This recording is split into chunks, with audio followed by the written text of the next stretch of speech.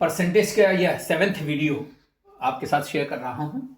और simple question लिया है मैंने, सिर्फ इसलिए लिया है कि अभी तक जो बातें मैंने 2-3 वीडियोस में की उससे थोड़ा सा लिटिल बिट डिफरेंट है और इजी है, लेकिन केवल आपके कॉन्सेप्ट की क्लैरिटी के लिए हमने ये प्रश्न को लिया है। A student got 21 marks out of 60। A student got 21 marks out of 60 and failed by 3 marks. देखिए यहाँ पर क्वेश्चन कंप्लीट नहीं हो रहा है, सेंटेंस जो हमारा है यहाँ कंप्लीट नहीं हो रहा है, तो इसलिए ही got 21 marks out of 60 and failed by 3 marks. ये यहाँ पर एक पूरा सेंटेंस अब तक तैयार हो रहा है। इसका मतलब हुआ कि स्टूडेंट गॉट मार्क्स 21, ये उसने 21 मार्क्स पाए, कितने में? Out of 60, but failed by 3 marks. और कह रहा what percentage did he need to pass the examination. Failed हुआ 3 मार्क्स से, फेल्ड बाय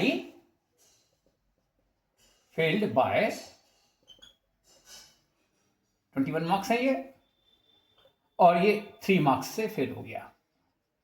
अब देखिए इसका सिंपल सा मेथड है, इसका सिंपल सा कह सकते कॉन्सेप्ट ये हुआ कि 21 मार्क्स पाया और 3 नंबर से फेल हो गया।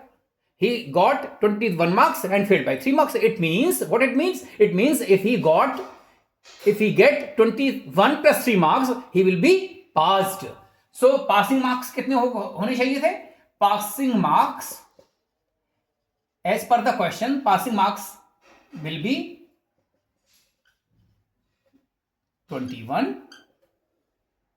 21 plus 3 means 24. ये 24 कितने होने चाहिए? Out of 60।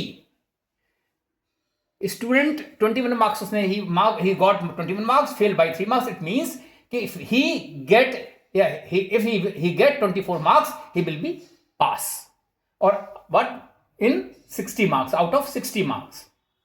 और कह रहा है what percentage we need to pass the examination. So percentage of passing marks,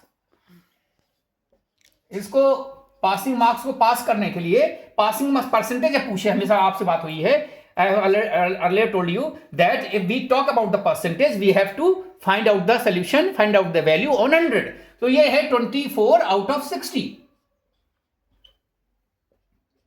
he should get 24 marks out of 60 if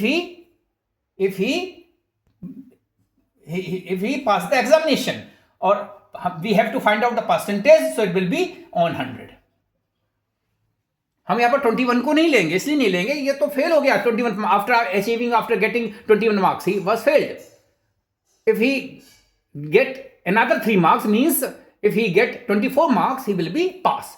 Now the question is asking regarding the need to pass the examination. So need to pass the examination is 24 marks out of 60 and we have to find out the percentage marks, so it will be 24 by 60 into 100.